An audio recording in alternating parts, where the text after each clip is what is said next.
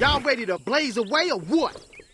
Welcome back to the channel, everyone. Today we're going to be talking about the statistics of the DLC characters and comparing it to one another. But also we're going to be talking about the channel trailer views. You know, Tekken players like to play this game of which character is the most popular. And you look at it from many different perspectives. When you look at Tekken 7, the undisputed king in terms of views was Fahkumram. 5.6 million views. That was the most viewed trailer in all of Tekken 7. And then you had that followed up by Geese Howard, which is 3.7 million. And then you had Negan, which is above him, 4.5 million. So it went Fahkumram, Negan, and Geese Howard in terms of the most viewed trailer. Now Tekken 8 managed to top all three of them.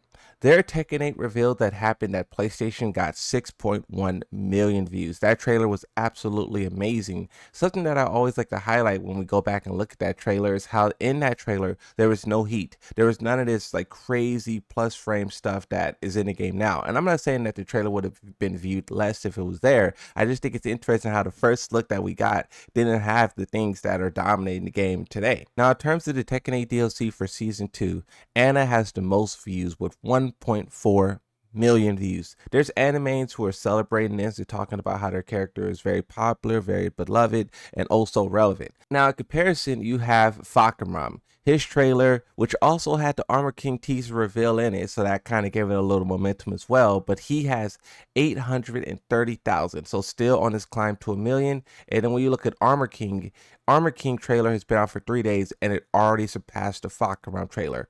Almost 1 million. This trailer will probably go on to be one of the most viewed trailers because that's just how it is. Now, when you take a step back and you look at the statistics, first you got to talk about Season 1. The first character was Eddie. So this isn't players, but this is how many times the character was picked during the first patch of them being released. And Eddie, it was 2.2 million players. This is over the course of 15 days, and this is an average of 151,000 picks per day. Now, we know that at the start of Tekken 8, when Eddie was released, there was a lot of people playing the game. And this is contributing to how many picks he has. Because when you look at Lydia, she has 1,800,000 total picks.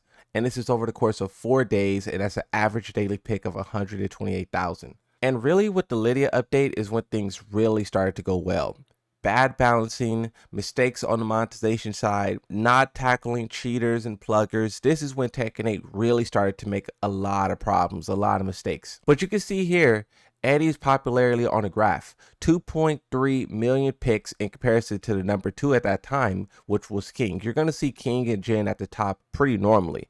When you compare that to Lydia, you can see she had 1.8 million and then all the other picks dropped down to 1.2. So you can see how the game lost a lot of players during that transitional period, and they're still working to try to recover that. Now, when you look at the next two characters for Season 1, the numbers look massive, but it's kind of deceptive.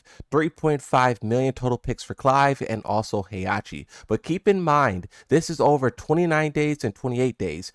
Lydia and Eddie, their initial patch lasted about 14-15 days. So if we were to cut their numbers in half, it would be on par with the other characters. You do got to keep in mind that the average daily picks, 123 and 127, is on par with the previous characters, which were at 128 and 151. Right? So those daily pick numbers kind of line up. Now, where things get really dicey is when we enter into Season 2. You have Anna here, which is at 1 million total picks.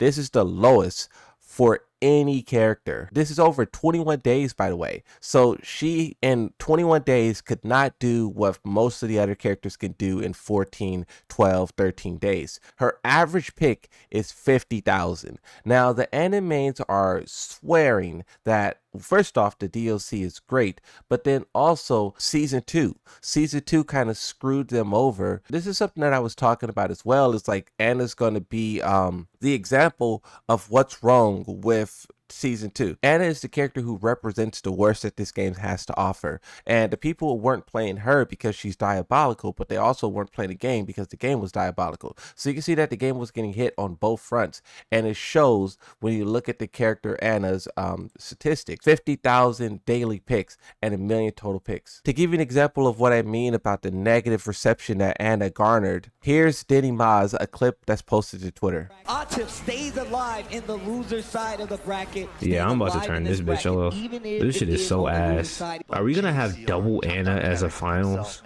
a grand finals. If it's a double Anna, this shit is going off. I'm turning this bitch off. I'm not even playing with y'all. Like, we're not watching that shit. Yeah. They locked in for the Anna mirror? That's crazy. The mirror, bro. All right, they're still picking. Don't do that to me, bro. What? And this is something that I said before for characters like Marduk, right? If you look at the past in the franchise, people usually like Marduk, but with how egregious they made him in balancing, now everyone hates him. And that's literally like a night and day shift where a character can be really beloved, but then if they're balanced terribly, people will remember that negative experience for a very long time. It happened to Marduk, it happened to Fahkumram, and now it's currently happening to Anna. Now, when you talk about Fahkumram, you can see that this is when the game starts to recover. His numbers is strong. 1.8 million total picks, and this is over the course of 14 days, and that's an average pick of 131,000. One thing that we talked about a lot with Tekken 7 is how Fahkumram was the top 5 most played character in the game. Now, a lot of people attributed that to him being, you know, super powerful, super broken. People also say the same thing about Kunimitsu, but Fahkumram of Tekken 8 is kind of debunking that theory. He's kind of saying, no, I'm not just popular because I'm super overpowered, because in Tekken 8 he's not that powerful. It just seems like a lot of people really like his design and they really love what the character have to offer. You have this tweet here which lines up all of the characters on their daily average ranking. Eddie's number 1, that's when the game had the most players, but then you can see Fahkumram's number 2, beating out even Lydia, Heihachi, and Clive. Anna's a non-factor. This tweet says Fahkumram is the first DLC to rank number 1 in popularity 2 patches in a row. Where all the nobody want Fahkumram, Fahkumram was only popular in Tekken 7 because he was broken? Where's the people who say that? The people who said that, look at these statistics. 1.1 million. King had 700,000 there. And then when we look at the next update, you can see that he jumps up 600,000 and he now has 1.8 million total picks. And this is once again without him being a game breaking monster. A lot of people have said and are still continuing to say that he is not that strong. Now, when we compare Fahkumram to the other DLC characters, we can see here, right, the 1.8 million. That's insane. But then when you look at, this is the character Anna, you can see that she's not even top 1 in her patch. King is. I think she's the first character to not be the most popular on launch, even though we had early stats to suggest that she was really popular. That is not the case. Then you have character Clive, which you can see when he released, he was at 3.6 million versus a 1.8 million on King. And then Heihachi, you have another 3.6 mil. Now, of course, Armor King is probably going to wash all of this away, because when you talk about the popularity and the statistics, Armor King was above Fahkumram in Tekken 7. And considering how cool this trailer looked, considering how cool the design looked, I'm assuming that's going to happen again. All of that positive momentum from Tekken 7 is going to continue, and Armor King is going to slay. Because if you think about it, Fahkumram was hated, he was controversial, and he got these numbers. Armor King is beloved, he's celebrated. His numbers are going to be insane.